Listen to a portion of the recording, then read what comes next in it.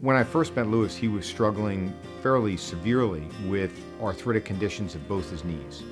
And he had let them go. He had known that his knees were getting arthritic and he was hoping to avoid surgery, but the pain and the loss of motion and stiffness got to the point where he was having trouble doing almost everything. And he came to me to get a plan as to how to help. So we started first with the one knee and performed one knee replacement surgery. He recovered.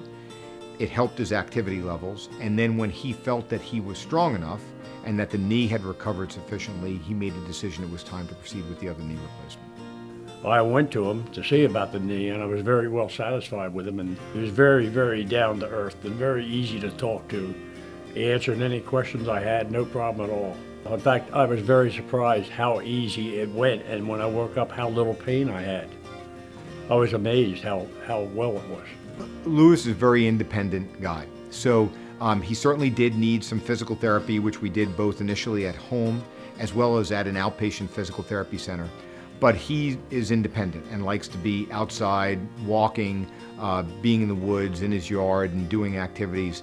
And I think that has helped him recover just as much as actually the formal physical therapy did as well. Everything went well. As long as I followed the instructions of physical therapy and went to physical therapy, it was fine. I would say if you don't go to physical therapy, you're lost.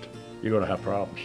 Seeing someone who was in pain, who was limited in what they could do, and be able to see them back in the office and know that their pain is relieved, that they've been able to get back to activities, and that activity, especially as we age, being active helps your cardiovascular health, it helps your brain function.